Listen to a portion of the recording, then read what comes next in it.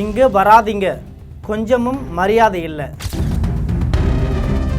அதிமுக நிர்வாகிகளை அலர்ட் செய்த கடம்பூர் ராஜு. இது பற்றி ஜெம் தொலைக்காட்சி வழங்கும் சிறப்பு செய்தி தொகுப்பை தற்பொழுது பார்க்கலாம்.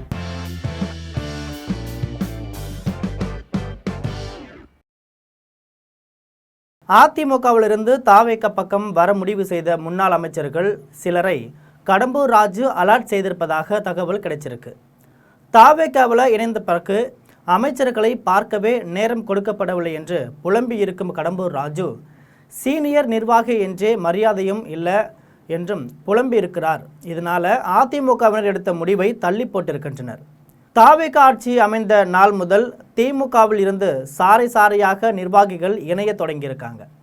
ஒவ்வொரு சனிக்கிழமையும் பனையூரில் இணைப்பு விழா நடத்தப்பட்டது. ஆனால் இரு விஜயபாஸ்கர்கள் இணைந்த பின்பு அதிமுகவிலிருந்து தாவேக பக்கம் செல்வோரின் எண்ணிக்கை கணிசமாக குறைந்திருக்கு. எஸ்பி வேலுமணி, சிவி சண்முகம் தரப்புடன் தாவேக தொடர்ச்சியாக ஆலோசனை மேற்கொண்டு வருது. ஆனாலும் அவர்கள் தாவேகாவில் இணையும் முடிவை இதுவரைக்கும் எடுக்க தயக்கம் காட்டுகின்றனர். இதற்கு அதிமுகவில் இணைந்த முன்னாள் அமைச்சர்களின் புலம்பல்களே காரணம் என்று தெரிய வந்திருக்கு.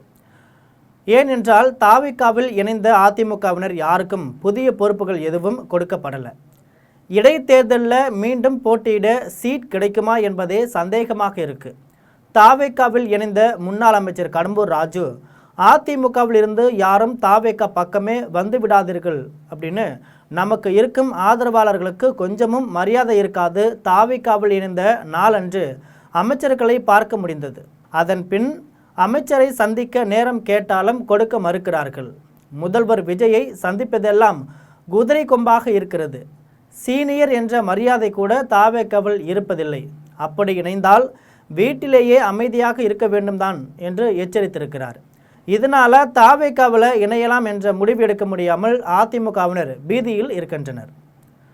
திமுகவிலும் கூட எந்த அதிமுக முன்னாள் அமைச்சருக்கும் அழைப்பு கொடுக்கப்படலை. அவர்கள் முன் இருக்கும் ஒரே வாய்ப்பு தாவேக மட்டும்தான்.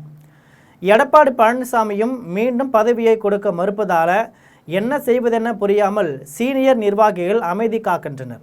இருந்தாலும் அடிமட்ட அளவில் அதிமுக நாளுக்கு நாள் கரைந்து கொண்டே செல்கிறது. இது போன்ற செய்தியை தெரிந்து கொள்ள தொடர்ந்து ஜெம் தொலைக்காட்சியுடன் இணைந்திருங்கள். நன்றி, வணக்கம்.